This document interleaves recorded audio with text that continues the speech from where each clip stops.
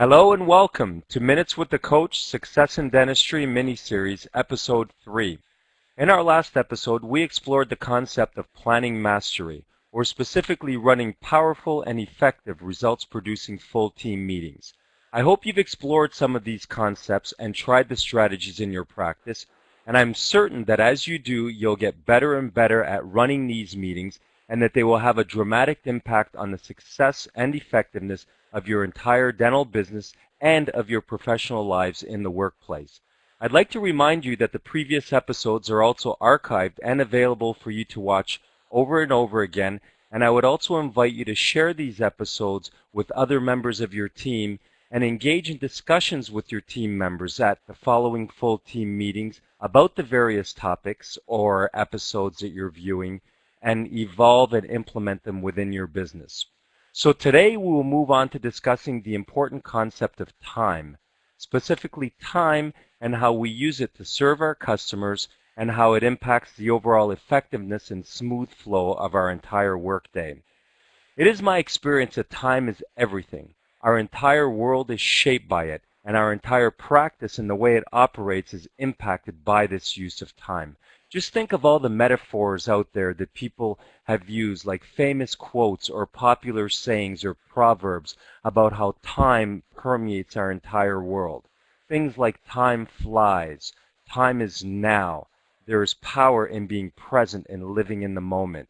It waits for no one, time just keeps flowing. It builds relationships, it heals all wounds, physical and emotional ones. Time starts most fairy tales. Once upon a time. It is infinite conceptually because its flow never ends, it's continuous. But in our lives it's actually finite because there's only so much of it available in our day. And the great time management experts will tell you that time is actually the building block of life. It is so simple, yet so complex in our workplace. It becomes this mysterious an elusive concept that many practices seem to struggle. They never seem to have enough or to find enough time in a day. And it seems to impact their patients and the practice's overall ability to inspire patients to respect their time, to honor their appointments, and to show up punctually for their reservations. So time is a huge concept that needs to be explored and understood more deeply if you're to be in control of it. So the first thing that I would like to explain is that there is a psychology to time, a definite psychology. It lives up here. And this psychology influences our profitability, our stress, and our ability to grow our business by serving our customers well. And by serving our customers well, I mean serving our customers in a relaxed environment where they have our complete undivided attention while we are serving them. We must be fully present, not running around with our heads cut off, and there fully to engage with our customers. But this psychology, or this perception of time, doesn't just impact us in the workplace, it also impacts our patients. Their perception of time impacts, their psychology and perception of time impacts their commitment to their scheduled reservations and whether they show up punctually. So let me explain it. It works something like this. I have a client who is very respectful of people's life needs as an employer. So he had an issue with a team member a while ago where this team member just consistently kept showing up 15 minutes late in the morning for starting her work time. And this drove this guy crazy. And I mean, this team member was a fantastic employee otherwise. She was a hard worker, she cared, she really tried hard and committed herself to the goals of the business. But her only downfall was that she always arrived about 15 minutes late. And this drove the employer nuts or crazy. And he found that and whenever he asked her about this, her excuse was that her family responsibilities were just too much for her at that time of the morning. So what he decided to do is he decided, well, I won't ask her to try harder to come on time. He decided that what he would do is that he would move her official start time. So he moved her official start time from 8 a.m. in the morning to 9 a.m. So now she was required to come, an hour later. And what do you think happened? Well, For the first couple of days, she showed up at 9 o'clock on the button. Then, as a couple of other days went on, there started to be this creep where she arrived at 9:05, 9:10, and eventually she was right back to arriving 15 minutes late, but 1 hour later. Interesting, isn't it? That her excuse was, I don't have enough time in my life, yet when she was given more time, she still ran behind and came late. This is because time lives in our psychology, and it's how we use it. A similar example or thing happened in an office where the hygienists were complaining that the standard appointment length in their office of 15 minutes was just not enough time for them to service their hygiene patients comprehensively or well. So they found themselves always running around 10 minutes behind while engaged in these 50-minute standard appointment lengths. So what the office manager decided to do, against my advice, is she decided to lengthen their appointments, their hygiene appointments, by 10 minutes. Now, I believe in 1-hour hygiene visits, but I don't believe that the reason she was lengthening them was a good one. So she lengthened their appointments by 10 minutes. So now instead of having 50 minutes to work on their patients, they now had an hour. And what do you think happened? Well, the same thing happened, a similar thing, that after a couple of appointments, the hygienist started running 10 minutes behind again, even with the added 10 minutes that they had to serve these people. And the message here is simple, and that is that time is never the issue. It's how we plan and structure our activities in space and time. It's how we use our time that really is the big variable. The wonderful thing in our lives, in our business, is that we have full control of how we manage and use our time. Whether we have a lot of it or a little of it, we have full control in how we structure our schedule and how we structure ourselves and our activities within the time we have. So, I'd like to move on or evolve this concept so there's a psychology to time. Now, let's look at the psychology within a dental business.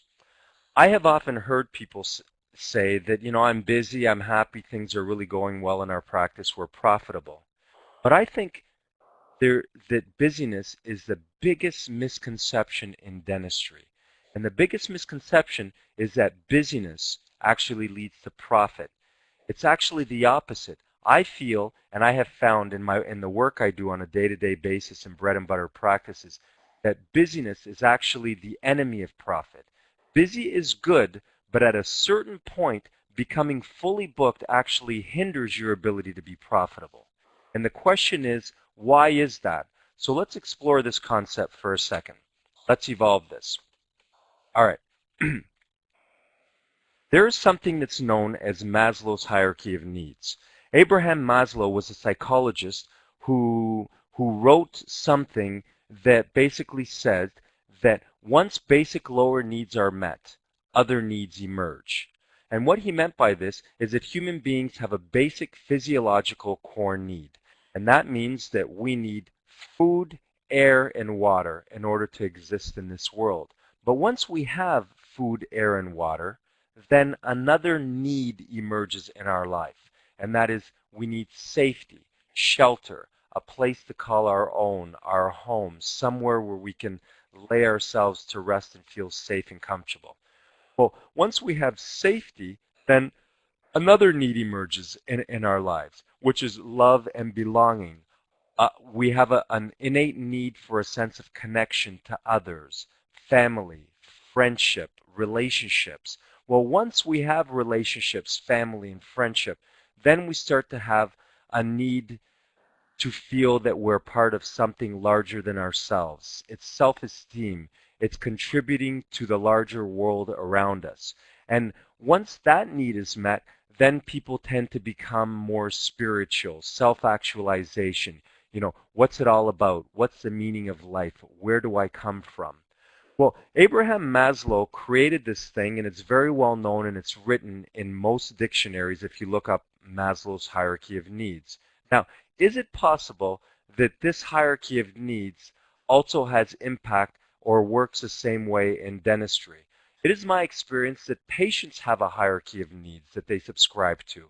And And this hierarchy of needs impacts how patients process our services and the information and the services that we provide. And a patient hierarchy of needs works something like this. The lowest one is pain and suffering. This means when a patient comes into your practice, they are motivated by pain and suffering. If they're in pain, if they're suffering for any reason, that's where their consciousness is at. And they'll never accept, elective or comprehensive dentistry if you haven't solved the pain and suffering for them. Once you've transcended pain and suffering or fulfilled that in the patient's eyes, then the next level is something that's called trust, care, and competence. And that just simply means that patients need to be able to trust you. They need to know that they need to feel that you care about them, and they need to feel that you're actually competent at what you do. When they feel those three things, then they will allow you to take them to the next level, which is their perceived needs. And what perceived needs are, very, very basically, are what the patient feels that they need, regardless of what they actually need. It's their perceived needs. Once perceived needs are satisfied, then patients will be able to wrap their consciousness around their actual needs, or what it is that you're recommending to them based on dental school standards. And then the highest form is basically hope, or comprehensive opportunities. So Maslow's hierarchy of needs also relates to the dental hierarchy of needs. Now here's the issue, and here's how it connects to the whole concept of time. The problem is simple. The problem is that when we are too busy, or when our schedule is filled too far out with no room to bring people back and complete diagnostic care, what happens to us is that we start to feel pressure. And this pressure impacts our attention and the quality of the time we're actually spending with our patients.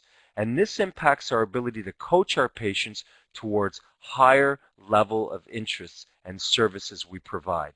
And busyness almost creates this consistent downward pressure where the busier you are, the more pressure there is on you to operate at the lowest level of people's human needs.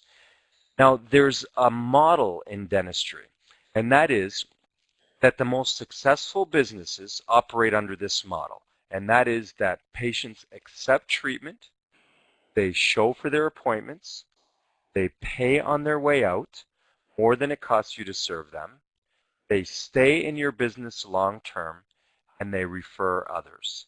Accept, show, pay, stay, and refer.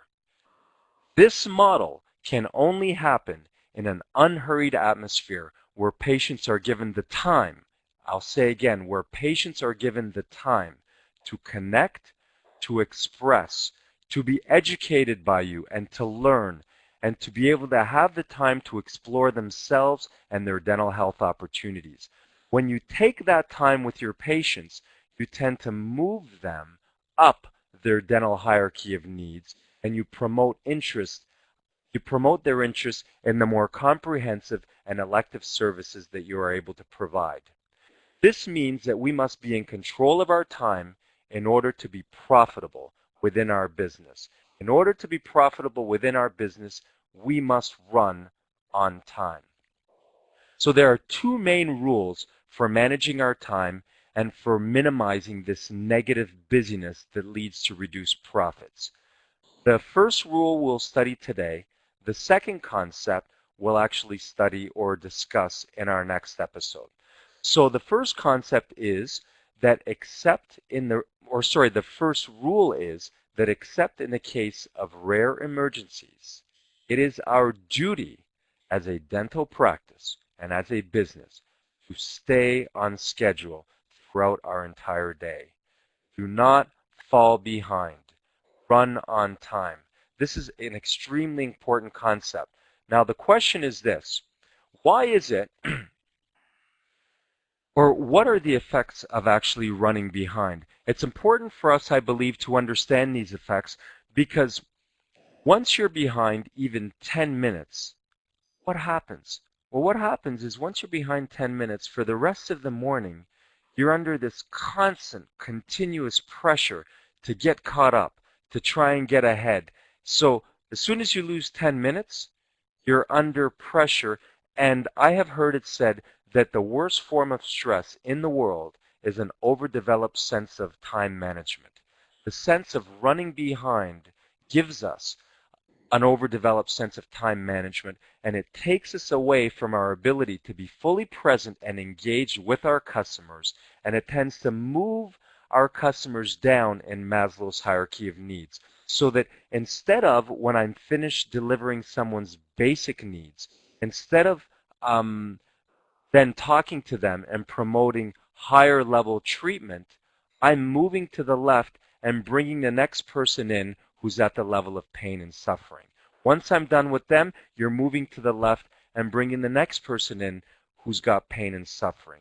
But if you're able to come back and control your time and spend an adequate amount of time with each customer, rather than operating at the level of pain and suffering, you can actually move each individual patient up through Maslow's hierarchy or through the dental hierarchy of need, and bring them to levels of higher interest and more profitable dentistry. So let's look at the effects of running behind. The first one is simple, and it is that it is not good patient care. It's a poor excuse for customer service. And why is that? Well, it's simple.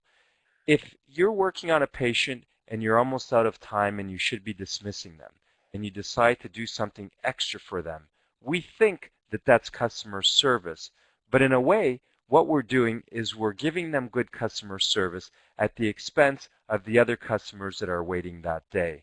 And in fact, if this is a culture within your business, then the next time that patient comes into your practice, you will be working on someone else, and now that patient that you helped today will actually become your victim because they will end up waiting for you the next time.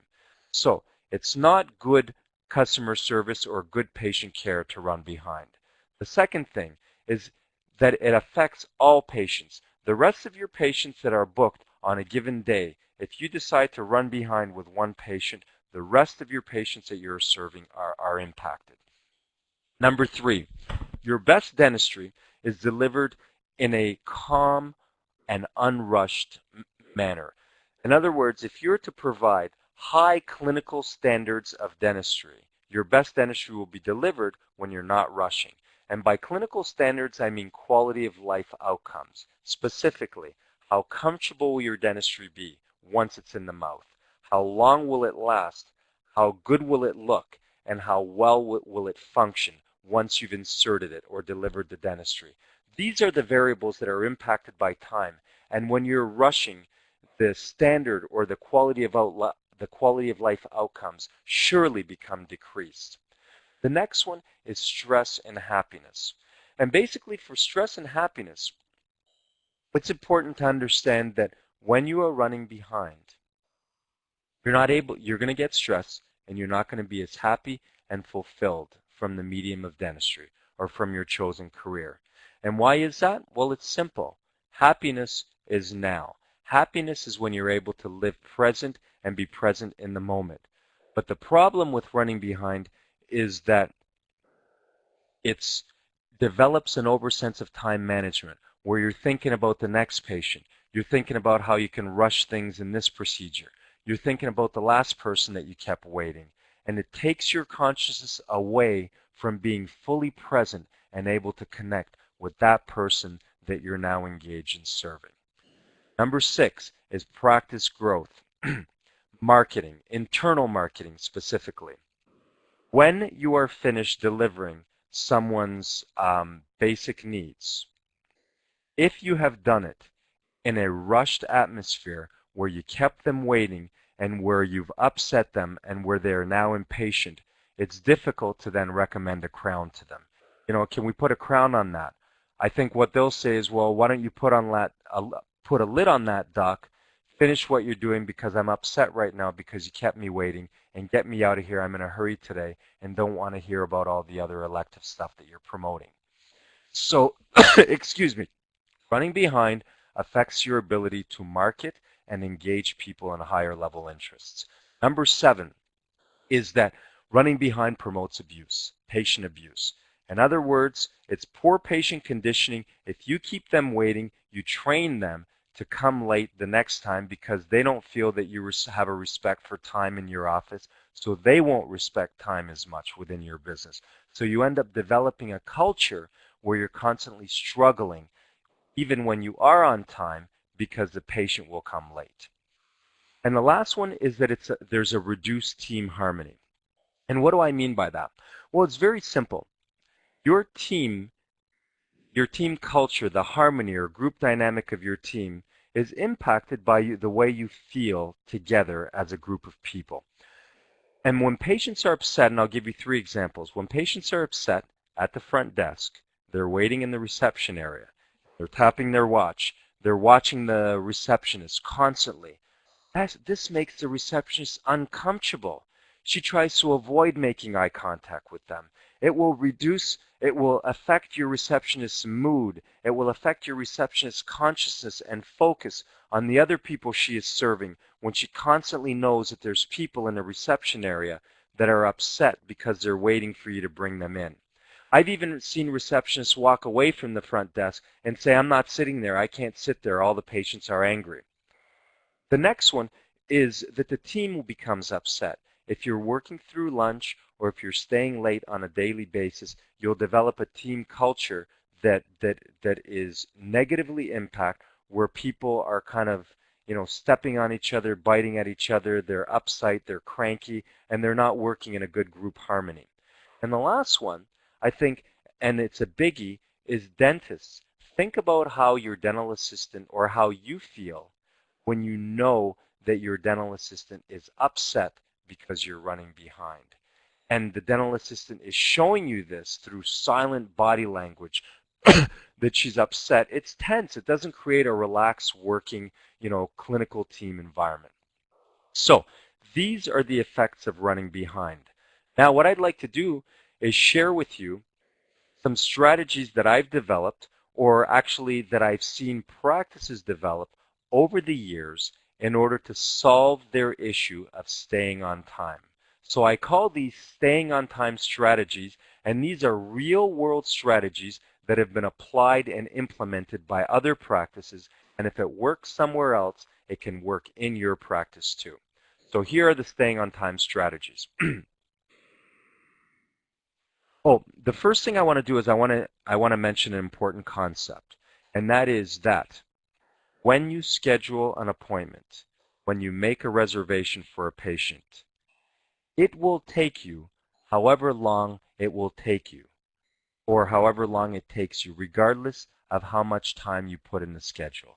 In other words, if it takes you 30 minutes to deliver a procedure and you only book 15 minutes, it's still going to take you 30 minutes, but it's not going to be reflected in the schedule and you're going to be running behind. So concept number 1 is that we need to schedule enough time in our appointment book, or in our computer, for what it is that we need to do. And by scheduling enough time, there are 4 variables that we need to consider. 1 is preoperative time, preparing the patient, bringing them in, connecting with them, answering their questions. The second one is, actual treatment time. The third one is the post-treatment communication, where we're discussing, here's what we did, here's what you can expect, here's your post-op instructions, and here's what you can expect from your mouth in the future. And the last one is room turnover time. This means that if it takes you 35 minutes to do an MOD, you should be scheduling 45 minutes.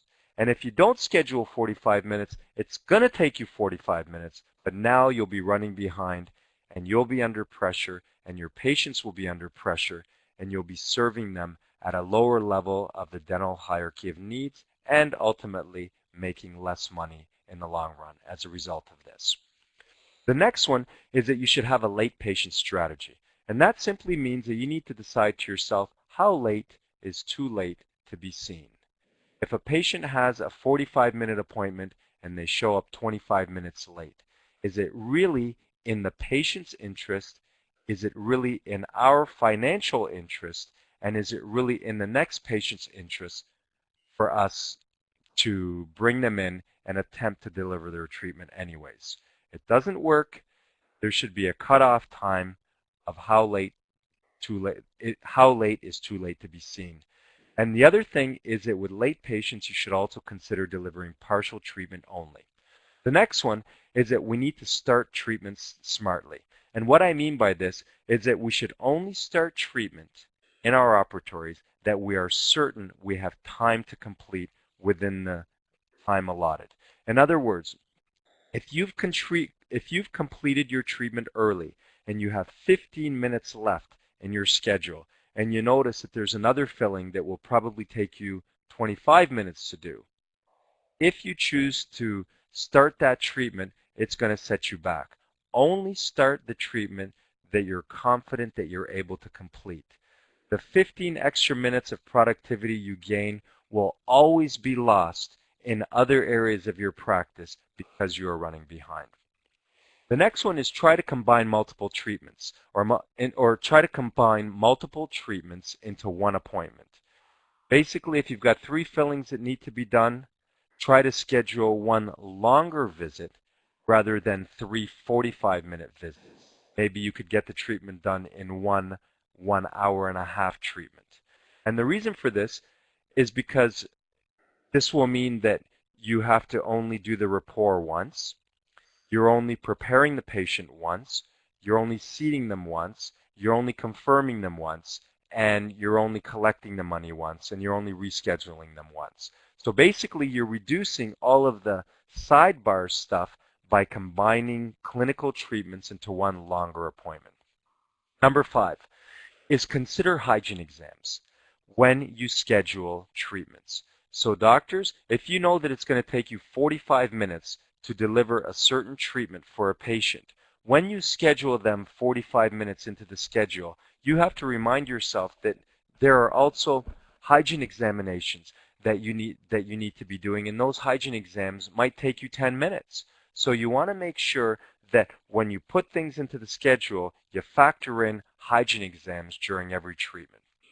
The next one is buffer time, or specifically you can call it admin time. And what buffer time is, it's like a 10-minute window that you might schedule in the middle of the morning and or in the middle of the afternoon that allows you a little bit of time to get caught up, to deal with the unexpected. For doctors, it's to return those phone calls, specialists, to deal with the day-to-day, unexpected issues that come up. This is a wonderful thing, and I've seen many practices apply it, and it works quite well. The next one is consider that if you start something or if something happens in your schedule that has really thrown you off, but you must deal with it and you can't change things, consider moving your next patient, or consider calling the next patient and asking them to come a little later, or rescheduling them altogether. Apologize to them and explain to them that these unexpected situations and emergencies happen, and that you owe it to them and to the patient, to serve who's in the chair and to complete them properly before you can move on. So sometimes it's better, rather than assuming that you can complete the next patient and get caught up, you're actually underserving them when you do this. Consider actually calling them and rescheduling them. It's my experience that if you develop the language and if you use your heart to convey the message, that patients are often very understanding because they expect you to serve them well when they're in your chair and to not rush their treatment. The next one is, and this is a biggie, it's calling the dentist for the hygiene exam. Now, traditionally, most hygienists wait until the end of serving their patients before they walk over to the doctor's room to call you for an exam. This is not a good idea because it leaves you doctors about a 10-minute window where you need to somehow figure out how you're going to break away from this patient. And when it doesn't happen, the patient's waiting in the hygiene room, you're stressed out because you have to pull away from your treatment at an inconvenient time, and it just stresses you out and impacts, your whole ability to stay organized and on schedule. The best thing to do to alleviate this is consider changing or creating a rule in your system where Dental hygienists bring in their patient. They take the necessary x-rays, they seat the patient, they, they, they do the initial assessment, and once they're about ready to pick up the scaler and begin scaling, it is at that time that the dental hygienist should get up before initiating scaling, walk over to the dentist's room, and invite him in to do the examination. This will give the dentist a larger window in which to break away from what they're doing and to come in and actually do the exam and go back. The next one is emerge time, and it's simple. Consider putting emergency time into your schedule. If you see emergencies on a daily basis, squeezing them in will stress you out, inconvenience you, and impact your ability to serve all your other patients comprehensively. The next one is schedule a separate consultation.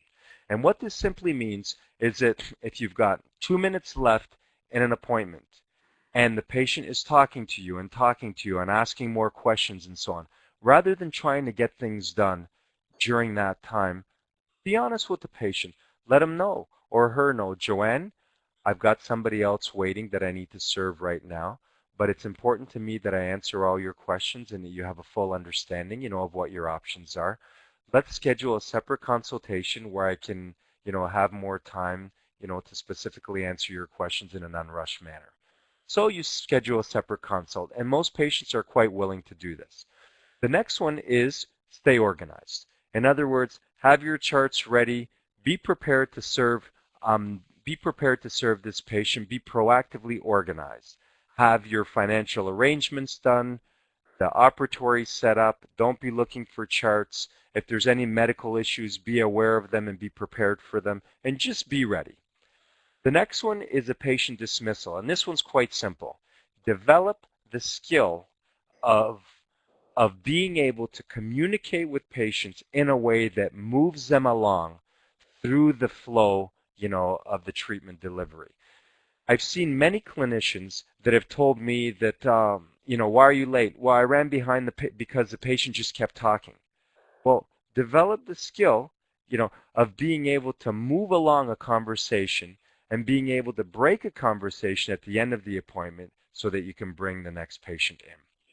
And the last one, and this one's a simple one, is front desk, practice administrators, don't squeeze patients in to time slots that are not adequate based on the time actually needed to deliver that treatment.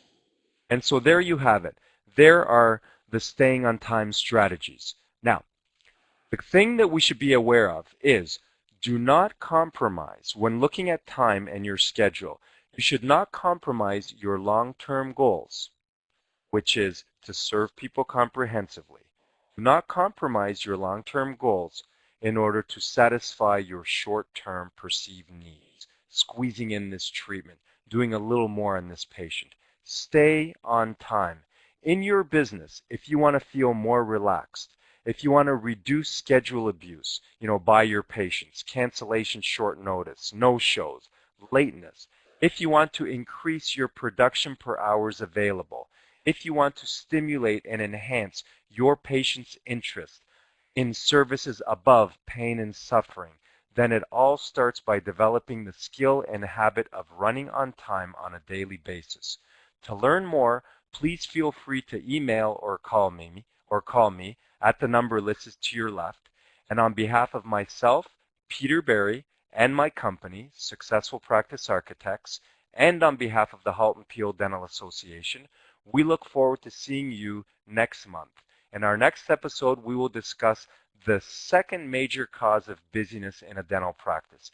This situation is so impactful that when you apply the strategies to solve this situation, it will immediately expand the fullness of your schedule by about 20%. But it will be expanded in a way that keeps you in control and able to promptly deliver diagnosed services within a reasonable and short period of time. Enjoy your summer. We will see you next month. Have a great summer.